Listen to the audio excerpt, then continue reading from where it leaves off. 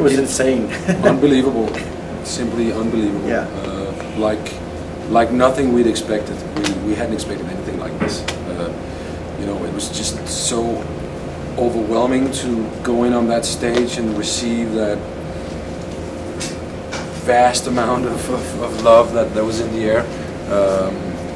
And you know, it's just fantastic, really, to be able to travel to a whole new country, a new place where you've never been before, and stand there, play your own songs, and people, the crowd are singing along like they've known it forever.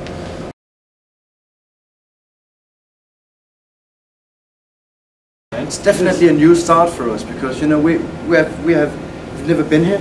We haven't had any serious idea of what's going on here since we put out the album City Lights so many years ago.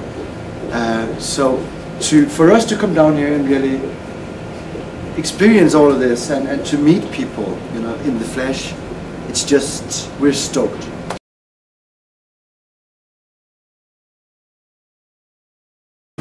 Yeah, I hope that this is a new start, and I hope that we get a chance to come back and dig deeper into Mexico. To Mexico, and then the audience is here, and hopefully get a chance to move further down in Middle America and Central America and South America.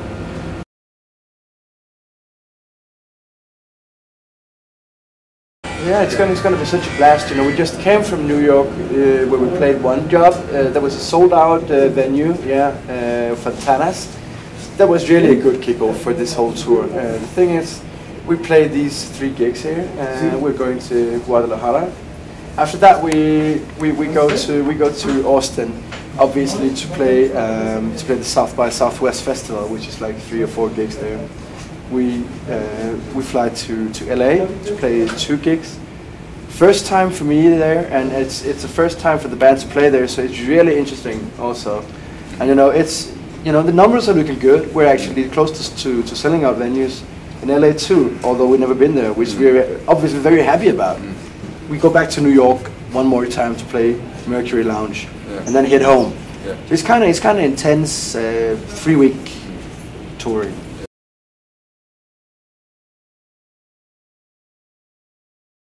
First of all, we did tour for a couple of years after the last album. In Denmark, of course, but also in Europe, and went to Australia where we played some shows, and then after that, I think we just reached a point where we really needed to feel like individuals again, and not being necessarily you know, linked with each other. You know, when you're being together on tour and in the studio on such an intense level as we've been, and as most bands are when they work hard, it reaches a point where it's just unbearable. You can't stand each other, and that's where most bands break up. And I think we don't want to break up. I think as long as we still feel that we can offer something, we want to keep going. And we just felt that we needed a break from each other, and also because we're doing other stuff and we have our individual interests. Mads, for instance, is doing his own electronic music on the side, and Henrik, our keyboard player and guitar player, he's writing arrangements for symphonic orchestras. He's doing scores for films, stuff like that. Asger has his own band where he's the singer and his guitar player. So a lot of stuff that we needed to do in order to regroup with fresh energy. There are different aspects in it. Kasper is the main composer, songwriter, so he's always the one that has to do all the lyrics. So that's it. But you know, for instance, Asger, he's learned a lot from being a composer himself, the drummer. So he's good at helping out with maybe coaching Kasper when they're doing some vocal parts or something, and he's good at editing. He's also a very good engineer. He's getting better and better as an engineer. So he's been doing a lot of the engineering, the basic engineering for our early sessions for this album. Hank, he's got a totally different musical background. and he's got like a vast musical intelligence, and his background is so different from ours. So he's able to write these arrangements that allowed us to have those great string arrangements, you know, on the album. That was the first time for us, and it was cool for us to try that out. I do some programming. I'm really into making small loops and bits and field recordings, and add that somewhere or in between on the songs and make interludes and stuff. And I program some electronic percussion together with Hank on some of it.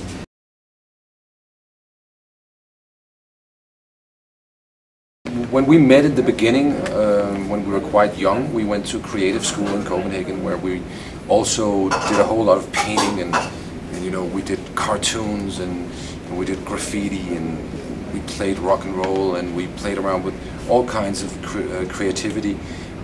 So that was always something that really, you know, that we really had, you know, a passion in. And I think we could have turned into to painters or illustrators if it hadn't happened with the music. So being interested and being all, you know, obsessed with that whole visual side, it's an amazing thing to be in a band, because you've got all these visual platforms. You've got, you know, the internet, and you've got the T-shirt designs, and you've got the cover designs, you've got the videos, and there's so many. It's so important to. You can't only be focused on doing music. You have to incorporate the visual side in being in a band too. And since we work with it ourselves, and since we have the abilities of coming up with the ideas ourselves, it enables us to be less dependent on other people.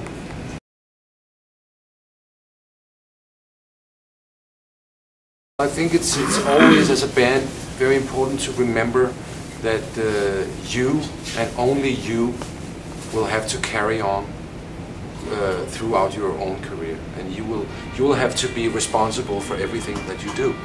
So if other people want you to work with this person or that person, and they want you to create this music or that music, they will never be famous for it. You will be famous for it. So therefore, taking the control of your own career is so fucking important, and that's something that we realized at a very early stage.